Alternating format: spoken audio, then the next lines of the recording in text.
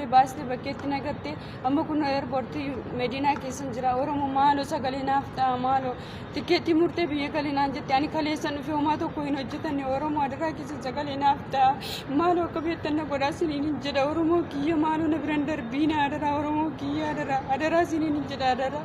Ayi joortuu kiyya bade nan hojjetadhaa naman ta'a jiruu kanan fooyyeffadhaa jettee sangaa abbaa ishee gurgurchiiftee lafa abbaa ishee gurgurchiiftee yookaan immoo birrii liqeeffattee xaartee ifaajjee maallaqa ishii kaffaltee biyya arabaa naatasaa akka viizannaa dhufe jettee biyya arabaa dhuftee mana madaamii seentee hojii argadhee jiruu kiyya nan fooyyeffadha jettee keessa ishii gammachiiftee hojii ishii jalqabde guyyaa sadeetti mana madaamii keessa teechee osuma hojii ishii hojjettuu osoo ishiin beekinii madaamiin tikeetii itti murtee fuutee manaa deemtee eerpoortiidhaan geechee gali sin barbaadu jetteen.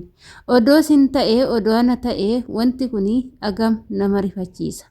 Agam keessa namaatitti namatti dhaga'ama. Dhugaa dubbachuudhaaf hojjechuu manaa ba'anii nan hojjettadha jedhanii kutannoodhaa manaa ba'anii kutatanii manaa ba'anii gaafa galli jedhan guyyaa sadiitti biyya arguu fi galuun tokko gaafa ta'u dhugaa rifaatuu bichaanii hagam namatti dhaga'ama.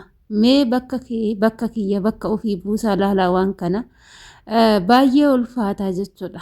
Egaa nagaalleen dagannee ashama harka fuunee kabajamtootaaf hordoftoota keenya nageenyi koo kan jaalalaa fi kabajaa bakkaa fi lafa jirtanitti isiniif baay'atu akka mooltanii jirtu fayyaa keessanii anis nagaa kootee obboleettiin keessanii egaa nu biratti baay'ee roobaa jira sagaleen roobaas yookaan seenu ta'e hin beeku.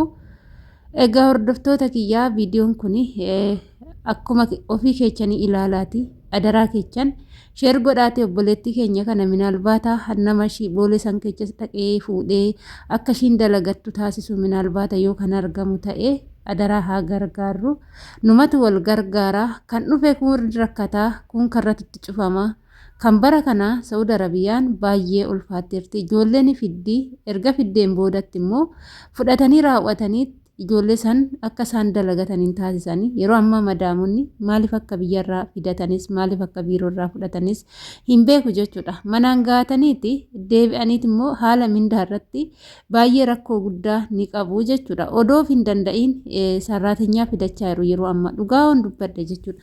Amma micayyoon tuni biyyarraa dhuftee akka jecha hartutti akkuma dhageessanii jechuudha.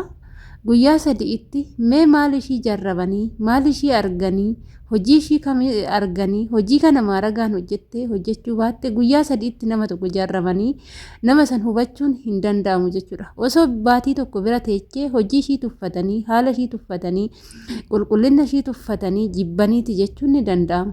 Garuu guyyaa sadii keessatti maaluma ishii irraa jibbanii maaluma ishii irraa laalaniiti baasanii boolee geechuu danda'an. Haalli kun ana gaafii natti uume jechuudha. Mee waan tokko kan na mudate tokkoon isinitti hima jechuudha. Faamiluma ani keessa hojjedhu. Amma yeroo ammaa faamiluma keessa hojjennu jechuudha. Jaruma bira hojjennu ta'ee obboleewwan jechuudha. Yeroo hojjettu faamiliin kun shaggaadha gaariidha. Faamilii kana keessatti nama gaariidha jettanii astaasabii isaan qaban yeroo tokko yeroo argitan nama gaarii isinitti fakkaatu jechuudha.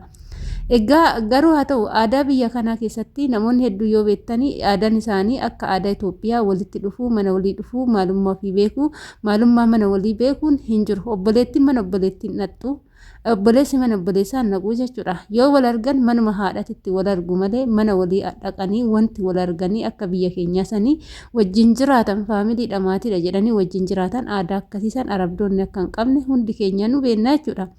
Egaa mudannoon kiyya maal seetanii obboleettiin ani bira hojjedhu madaami ani bira hojjedhu nama kee keessaa nama tokko naaf fiddu malee jettee na cinqite jechuudha. Yeroo kanaan anis immoo nama natti aanu aantee nama kiyyaa biyyarraa fidee akka carraanaa tasaa ka'ee namni fidee jechuudha. Yeroon fiduu mana obboleetti ishiiti madaamin tiyya nama gaariidha baay'ee nama gaariidha dhugaa dubbachuuf hojiinis natti baay'atu nan ciqacattu natti hin dubbattu waan ani hin jettu jechuudha. Nan fidee jechuudha. Ergan fidee jalqaba irratti ergan fidee ishiinis biyyarraa ni dhufte borososii jammarte baatii lama keessatti xumuramee dhufuu hin dandeeche ni dhufte ishiin hojii ishii ni jammarte jechuudha mana ishii galte. Garuu haa ta'uti mana san keessatti wanti mudate abbaan manaa ishii baay'ee maraata akka ta'ee fi yeroo hundumaa mana san keessatti ciqiccii malee nageenyi akka hin jirre galgala ganama wacaa fi iyya malee nageenyi takka akka hin jirre dha jechuudha. Kanan na mudate innaa keessa darbeet immoo albeedhaffaa akka waan nama sodaachisuuti abbaan manaa ishii jechuudha. Isarraa oduma kanaan jiru obsi hojjedhu jedhee osuma ishee fide san jajjabeessu. Guyyaa kan maal na godhani karaa mindaatiin natti dhufani jechuudha. Maal jedhani mindaan Itoophiyaawii 800 naan jedhan. 800 kanaafuu 800 malee hin kaffalluufi naan jedhan. Akkamitti 800 dha 800 yoo ta'e hin danda'amu. Yeroo ammaa warri afaan beeku 200 warri afaan hin beekne 1,000 kana yoo ta'e walii galla kana ta'uu baatummoo akkamitti ta'an jedheen yeroo kana nagarii bichaadha wanti isaan yaada waanuma nagariiti wanti isaan haasa'an waanuma birriiti manatti ciqicidha yeroo ani fi ishiin wal arginu mooyyuu inni naafu akkamitti wal argu jedhu waa baay'eedha jechuudha yeroo kana ani gaafii guddaatu na keessatti uumame.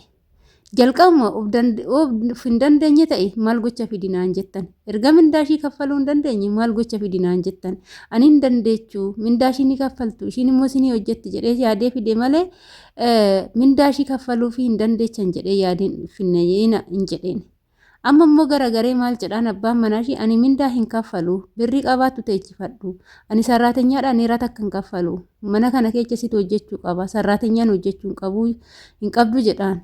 Yeroo kana maal isitu fidadhu naan jedhe nan kaffala naan hin jenne jettiin hin beeku jedheen yeroo kana ciqinciqiin jara lamaan jidduutti uumame jidduu kanatti kanan biyyarraa fide suni eenyu bira teechee hojjetti mindaan eenyu kaffalama ishii mana jijjiirrattee haa hojjettu jennaan isallee eeyyamamaa miti yoo ta'eeyyuu sanu iddoo ani jiru kanarraa fageessanii birrii guddaadhaan gurgurachuuf jechuudha bakka waan ishiin irra jirtuu fi irra geecha akkaan hin arginetti haala saniin gurgurachuu yaadanii ani immoo sanitti eeyyamamtu waan hin taaneef murteen ani qabu gara biyyaa akkanaa galtu qofaadha.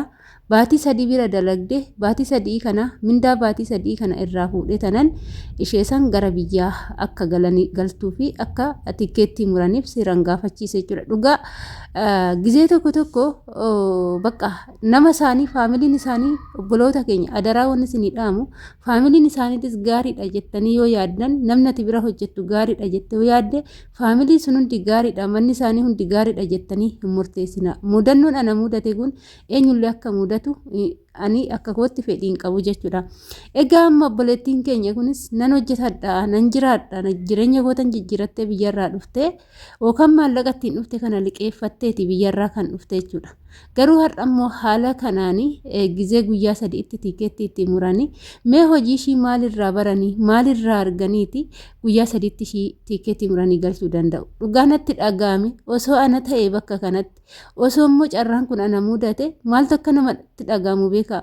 Namni tokko maallaqa yeroo amma maallaqa xiqqaanii miti biyya arabaa kan dhufa yoo xiqqaate 100 olaga 200 wacii fi porososii faan kana hundumaa kaffaltee gaafa biyyaa baate garuu guyyaa 3tti hin deebiteettu maallaqa sanuu kan liqeeffatteeti yookaan horii wayii gurgurtee yookaan lafa gurguraniiti jechuudha kan biyyaa baan maallaquma wacii godhan sanuu odoon deebisiin biyyatti deebuu jechuun baay'ee ulfaata jechuudha sammuu namaa tuqa kanaafuu obboleettii keenya kana daraa sagalee ta'aafiidha hundi keechan iyyuu sheer godhaadha osoo ishiin biyyaan galii yeroo ammaa kanatti boolee madiinaa keessatti argamti odoo biyya hin gayini odoo biyya hin galini akka hojii wayii seentee hojjetattu gargaaraa isiniin jedha warroonni gargaaruu dandeechanii isin immoo viidiyoo kana sheer godhaatii qaama gargaaruu danda'u biraan gaafii isiniin jechuun affeerraa kooti turtii na wajjin gootaniif ulfaadhaa galatooma hanga viidiyoo biraatiin walitti deemti turtii gaarii isiniif haa ta'u siraa carraan ijoollee keenyaa bara kanaa boo'icha malee kan kolfu barbaadeetuma dhabee kan boo'u bichaadha waaqayyo bichaan dhuma keenyaa bareechuun dhuma keenyaa isiniin jedha turtii gaarii baay'ee.